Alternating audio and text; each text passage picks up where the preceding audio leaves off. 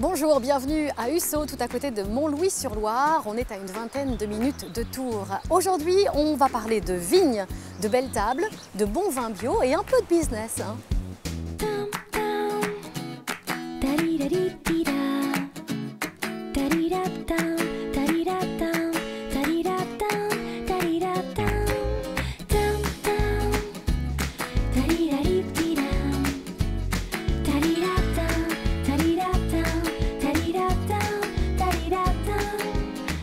Ussat, c'est un vrai village de vignerons. On dit que la présence des vignes ici remonte au XIe ou XIIe siècle. L'AOC Montlouis-sur-Loire s'étend sur 300 hectares. Jusqu'en 1990, Jacques Iblot est courtier en vin. Son travail consiste à juger celui des autres jusqu'à ce qu'il décide de passer de l'autre côté. Il achète alors ses premières vignes. Quand vous vous êtes installé ici, c'était quoi vos priorités par rapport aux vins que vous alliez produire ?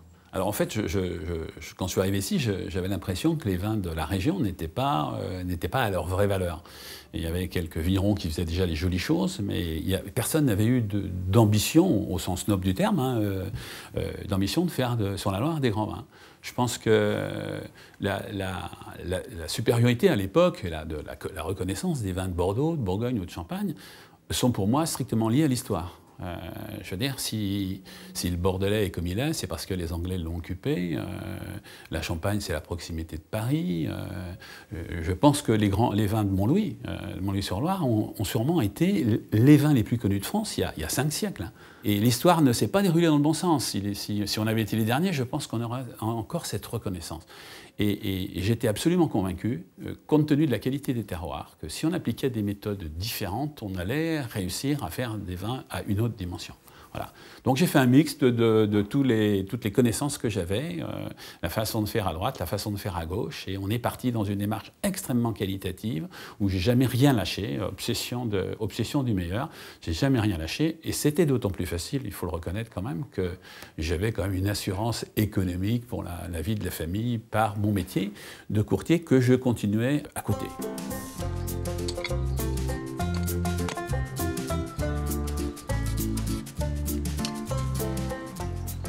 L'installation ici, à Ussat, a été une évidence dès le départ ? Alors l'installation à Montlouis a été une évidence. Ça aurait pu être à Vouvray, voilà, c'était plutôt des blancs dans ma tête. C'était un très grand cépage, le chenin. Et c'était aussi un souci économique, puisque à cette époque-là, évidemment, à Montlouis, les vignes étaient encore très bon marché. Et il y avait une possibilité, je pense, de mettre en valeur des vignes qui étaient complètement sous-exploitées. Et j'avais une quasi-certitude qu'on pourrait faire des très grands vins sur cette appellation. C'est vraiment une perle de Loire aujourd'hui, elle est toute petite, il y a un nombre de viticulteurs extrêmement qualitatifs sur l'appellation, ce sont des gens qui font bien, on est tous un peu dans la même démarche, beaucoup de cultures biologiques, quasiment que des vendanges manuelles, des tables de tri, des fermentations barriques. Quand je suis arrivé à 25 ans, j'ai fait ici un vin comme on fait un Corton-Charlemagne ou un premier cru de Puy-Morachet. C'est un phénomène d'émulation, on vous donnait envie, vous avez donné envie, les autres vous donnent envie Alors oui, je pense être dans une appellation où il y a une vraie émulation, et c'est une appellation qui prend une image. Alors évidemment, c'est une image qui reste une image d'amateur éclairé. C'est de la production est petite, c'est une niche. Voilà, on n'aura jamais, je veux dire, par rapport à Vouvray qui fait 6 fois plus de bouteilles, je veux dire, forcément que le grand public connaît Vouvray. L'amateur de vin connaît Montlouis.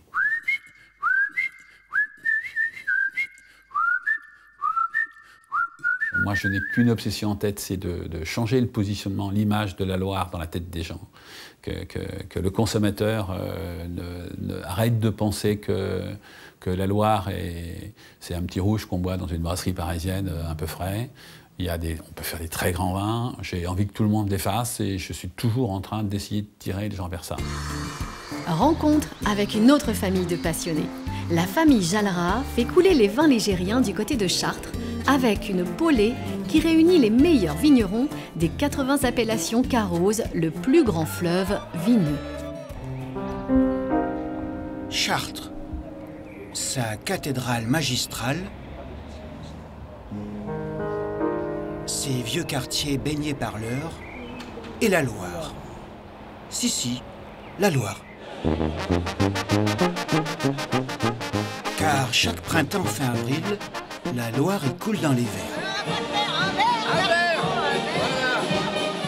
De la Loire jusqu'à la Lie, autour d'une grosse grappe de vignerons venus faire goûter leur dernier né sous la vieille halle. Et Bourgueil, c'est l'appellation qui est vraiment dans le lit de la Loire. Voilà. Et là, ce que je vous fais goûter, en fait, c'est des vignes qui sont sur les coteaux plein sud. Allez, à la Baule, à Bourgueil et à la Saint-Jean-Carmé. À la Saint-Jean-Carmé, voilà.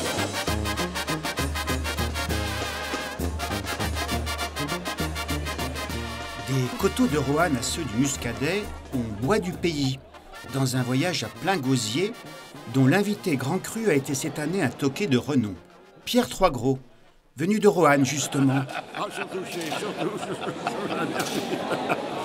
revenant de chez Troisgros, en revenant de chez Troisgros. Fin de marché, place aux chansons à boire. Le soir venu, nos vignerons s'attapent pour y chanter le vin et l'amitié. Ambiance assurée.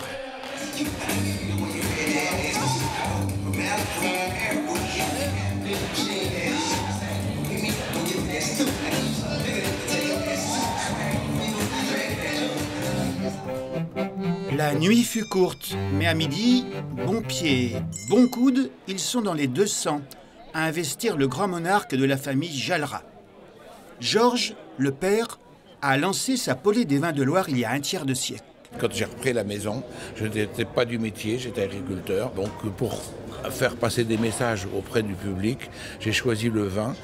On a donc créé cette polée et le budget était important, mais j'ai supprimé un panneau publicitaire sur la route et j'ai mis cette somme pour recevoir tous mes amis restaurateurs et cavistes, etc.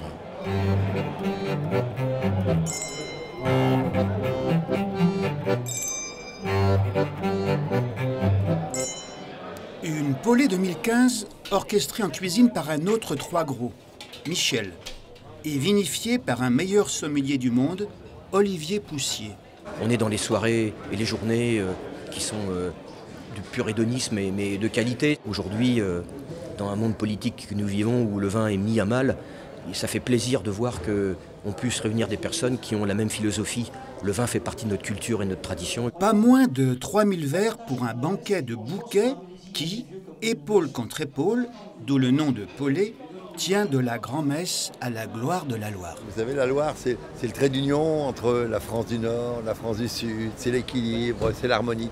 Et ces vins de Loire, eh bien, ils expriment le tréfonds, justement, de cette sensibilité française. Boire ces vins de Loire, c'est une cueillette. On peut les boire dans un vin du Alex, dans une coupe en cristal en dansant sous les lustres Murano, ou le coude appuyé sur un piquet de vigne avec un rayon sur son couteau sur un morceau de pain. Des vins de Loire qui, chez les Jalra, donnent toujours soif de gaieté. Ohé, ohé, ohé, ohé.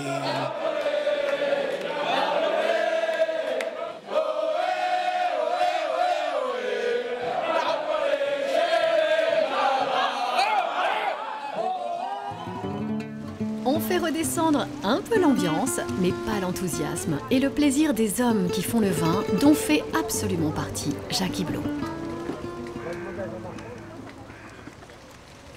Ce qui est étonnant, c'est que finalement, vous travaillez, vous êtes dans une démarche très protection pas seulement de l'environnement, du produit, du vin, ce qu'on appelle du vin bio, organique à l'international. Hein. Et ce n'est pas forcément ce que vous mettez en avant. Non, parce que je pense qu'on est dans cette façon de produire depuis le début. Mais je pense que tous les vins devraient être faits comme ça. Enfin, on ne met pas ça en avant, c'est vrai, mais c'est important. Mais c'est peut-être d'abord important pour nous. Hein. Vous savez, être en culture bio, c'est égoïstement penser à soi-même, hein, parce que tripoter des saloperies à longueur de journée, non merci. Il y a beaucoup plus de risques pour le vigneron que pour le consommateur. Le consommateur, il aura une cirrhose du foie bien avant avoir des maladies par les pesticides contenus dans le vin. Hein. Husso a une véritable histoire vigneronne. Hein. Alors on est dans un mot, voilà, c'est l'un des... En fait, l'appellation Montlouis-sur-Loire est sur 3 communes, Lusso, Montlouis et Saint-Martin-de-Beau. Il y avait deux endroits où il y avait vraiment beaucoup de vignerons, c'est Saint-Martin-de-Beau et Husso. Les vignerons de la commune de Montlouis étaient plutôt dans Husso. Donc c'est un village où toutes les maisons ont des caves, des pressoirs à l'ancienne. Voilà, c'est un vrai joli village de vignerons. Hein.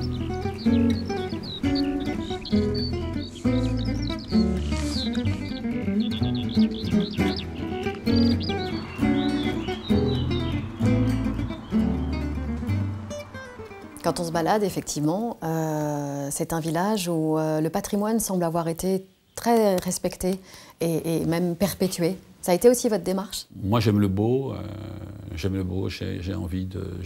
la pollution visuelle est pour moi la pire des pollutions. Je préfère des bruits qui m'agressent que des paysages qui m'agressent. Et quand on s'est installé ici, je veux dire, on a remis en état des bâtiments, mais on ne les a fait que quand on a eu moyen de les faire avec zéro faute.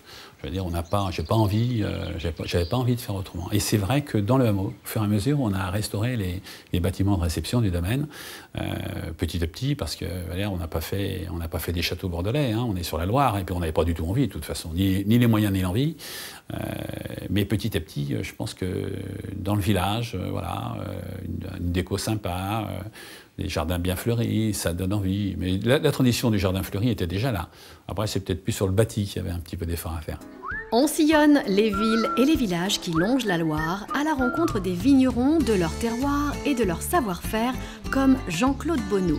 Journaliste, aujourd'hui rédacteur en chef de la revue Le Vin Ligérien, son mot d'ordre, l'enthousiasme. Parle-nous des bois, parce que la taille, tu peux bientôt la commencer. Là. Voilà, là au début décembre, on commence la taille, on a commencé dans les vieilles vignes. Là, c'est des bois sont beaucoup plus beaux parce que suite à la grêle, on a retaillé ces jeunes vignes tout de suite. Ce qui fait que là, on a des bois 9 et 5 où on pourra choisir comme il faut pour tailler cet hiver. Si tu veux bien, on va faire un tour dans ta cave. Oui.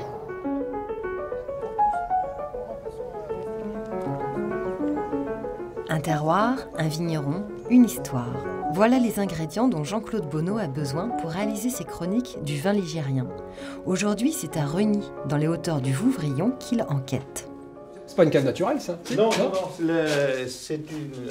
Ici, les caves ont toujours été des caves à vin. Et l'histoire locale dit que le vieux château était relié au château de Louise de la Vallière, de l'autre côté du village, par un souterrain. Et cette cave-là, quand mon beau-père l'a achetée, c'était une petite cave, donc on l'a beaucoup agrandie pendant une vingtaine d'années au marteau-piqueur. Et mon rêve, c'était de trouver ce fameux souterrain, parce que en fait, j'aurais... L'as-tu trouvé? Non, jamais.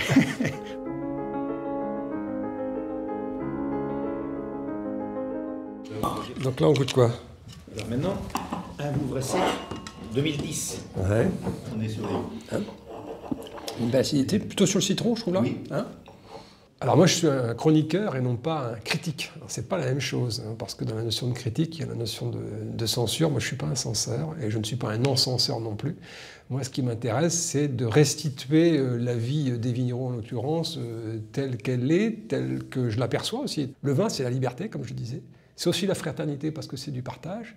Et puis c'est aussi, ça doit être aussi l'égalité, parce que ces vins dont on dit que c'est des petits vins de Loire, on s'aperçoit que ça peut aussi être des grands. Donc c'est vraiment représentatif de notre triptyque républicain, quoi.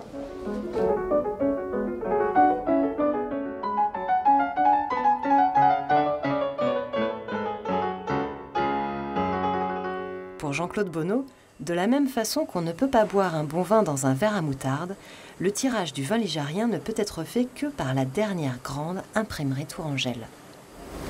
Ça, j'aime bien, ça. Ça, j'aime bien aussi parce qu'on y va peu. Il y a le petit tas de bois là qui me plaît bien, ce tas de bois. Ça aussi, c'est pas mal. On y va? Alors moi, je suis un artisan de l'information parce qu'on fait tout nous-mêmes, texte et photo. Ça fait 32 ans que je fais ce métier, ça fait 32 ans qu'on me dit d'écrire court. Et donc, depuis un certain nombre d'années maintenant, j'ai décidé de prendre le contre-pied complètement de cette position-là. Je pense que la vie est faite d'histoires, qu'il faut bien les raconter. Donc il faut prendre le temps qu'il faut et la surface qu'il faut pour les raconter. On va voir comment on fait la production. Alors on va signer alors. Avec 10 000 tirages tous les 3 mois, la revue semble avoir réussi son pari. Prouver que la Loire est elle aussi une région de très grands vins. Séance de travail particulière ce matin, rituel pour Jackie, qui a convié un ami sommelier à une dégustation en cave de ses vins encore en barrique. Un indispensable pour le vigneron, un privilège pour Aurélien. Alors sommelier, c'est avant tout un métier, je dirais, de passion. On ne saute pas dans ce métier sans avoir découvert une passion pour le vin, la gastronomie, le plaisir d'associer des vins et des plats. Un sommelier, pour moi, c'est vraiment aller chercher des pépites, aller chercher des vins, je dirais, un petit peu de régions ou de pays inconnus, mais c'est aussi savoir mettre en avant des grands noms, mettre en avant des plats aussi à la hauteur de certains grands chefs. Donc c'est vraiment un métier, je dirais, complexe, mais à la fois vraiment de partage et de découverte autour de différents terroirs comme celui-ci. Venir sur le terrain et rencontrer les producteurs des vins que vous avez ensuite envie de défendre, c'est quelque chose que vous faites volontiers? Au début, on apprend la technique et après, on va au-delà de la technique, c'est-à-dire qu'on va évoquer un coup de cœur, évoquer aussi l'âme du vigneron pour sa philosophie. Et je pense qu'aujourd'hui, ce qui est important de comprendre dans ce métier-là, c'est de dire tiens, j'ai pas tout compris et j'aimerais aller plus loin. Et aller plus loin, c'est passer du temps avec le vigneron, découvrir ses vins, son lieu de vie, et puis en fait poser un tableau par rapport à ce verre de vin.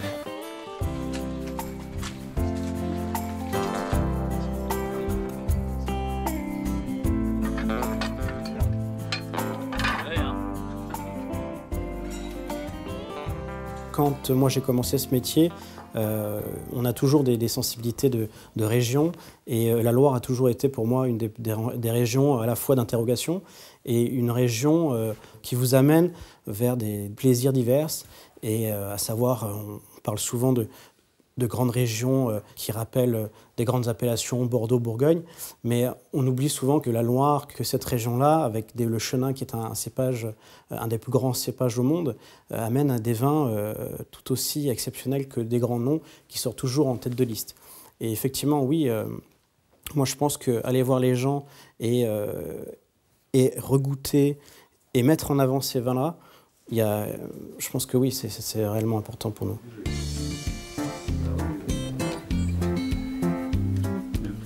On part à la découverte des paysages de Sancerre, l'un des plus remarquables du Cher. Une ville perchée, des coteaux, une histoire aussi de vignobles qui auraient pu disparaître. Au beau milieu d'un paysage de plaine établi autour des rives de la Loire, la colline de Sancerre et les hautes ondulations qui l'accompagnent surprennent. Ce paysage perché culminant à 300 mètres, Denis Vacheron le connaît bien.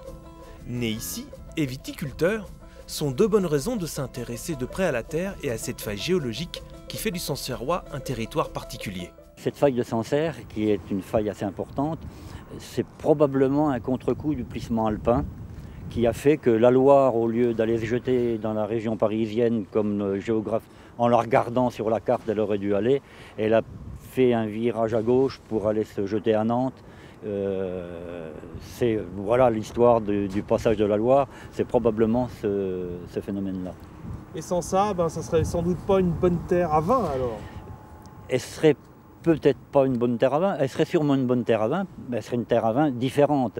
Là, l'originalité, c'est qu'on a quand même 15 époques géologiques qui affleurent sur un triangle de 15 km de côté, c'est étonnant. La terre a ici des qualités exceptionnelles pour la viticulture et l'on retrouve trace des premières vignes en 580. Mais l'histoire du vignoble sancerrois est intimement liée à la présence de la Loire. C'est le fleuve, navigué, qui permet les échanges commerciaux. Le paysage de Sancerre, comme d'autres villes ligériennes, s'organise autour de l'activité économique liée au commerce du vin. Partout où on disait la messe, il y avait une vigne. Des vignes, il y en avait partout, on n'est pas les seuls.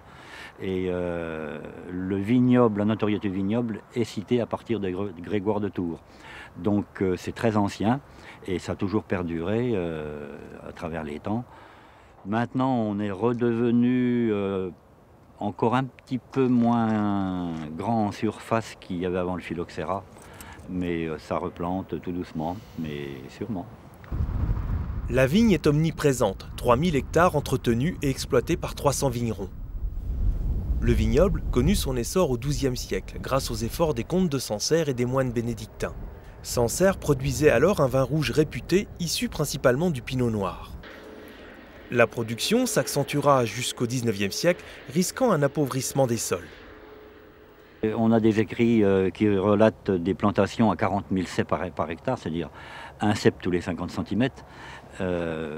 C'était la méthode de l'époque, ils faisaient tout à la pioche, il n'y avait pas de cheval qui traversait les rangs, donc ils pouvaient planter n'importe comment.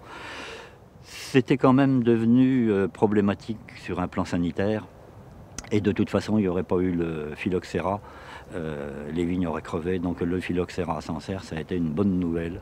Ça a obligé tous les vignerons à se remettre en cause et à replanter le vignoble dans de bonnes conditions. Aidé d'un professeur d'agriculture venu de Montpellier, où le phylloxéra avait déjà été combattu, le syndicat des vignerons replante.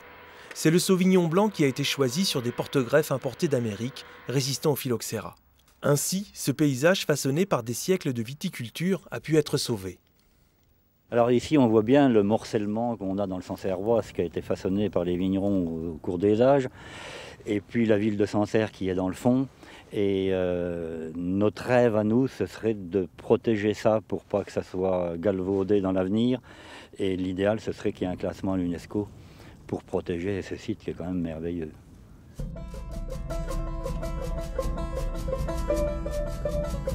Protéger un site patrimonial vivant comme le Sancerrois, c'est s'interroger sur toute modification urbanistique ou paysagère. Ici, ce sont les nouveaux modes d'exploitation viticole et les nouvelles emprises de l'habitat qui pourraient rompre l'harmonie développée au cours des siècles.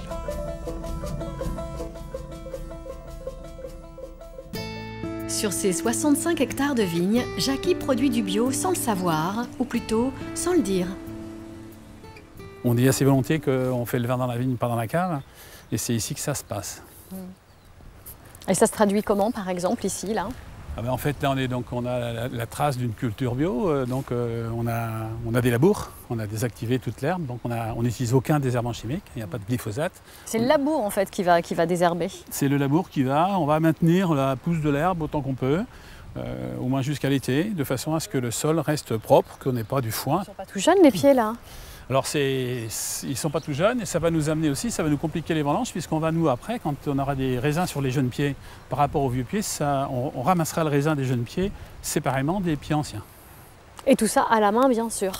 Et tout ça à la main, c'est vrai que c'est une des particularités du domaine. On n'a jamais ici, ni en blanc, ni en rouge, ni à Bourgueil, ni à Vouvray, ni ici, ramassé la moindre grappe avec une machine à vendanger.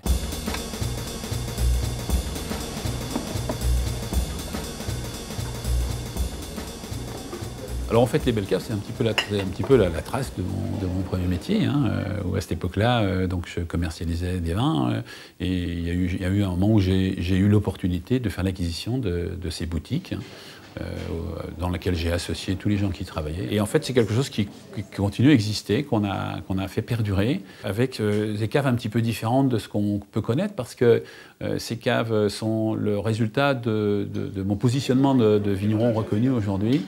Ce qui me permet d'avoir une sélection de vins qui est assez unique, parce que en fait, ce que beaucoup de gens n'imaginent pas, c'est que le caviste qui est à très haut niveau, sa difficulté, c'est pas de vendre des vins, c'est d'acquérir des vins à des vignerons qui sont courtisés par le monde entier et qui saucissonnent leur production aux clients qui les charment le plus. Et c'est vrai que sur ce plan-là, je suis quand même un petit peu plus armé que d'autres pour les charmer. Si on parlait un peu de vos vins, on a entendu Montlouis, Vouvray. Parlez-moi un peu de votre production. On fait les 65 hectares comme on faisait les 5 premiers. C'est-à-dire qu'on est 17 dans la maison en permanence, plus beaucoup d'occasionnels.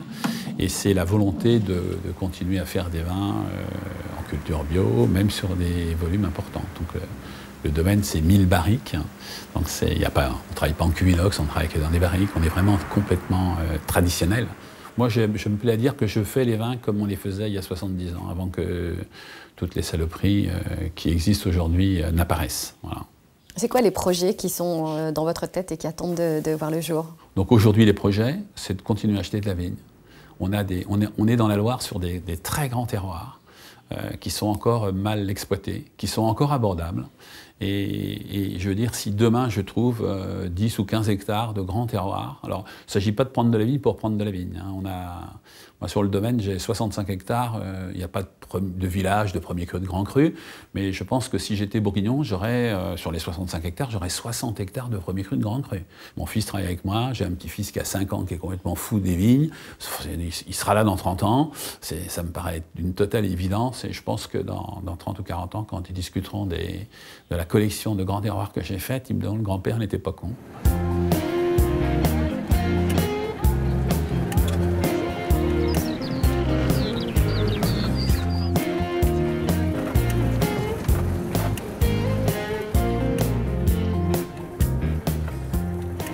voilà, c'est la fin de cette chouette balade entre Montlouis, Vouvray et Bourgueil pour vous raconter un petit peu de la belle histoire de Jacques Hiblot.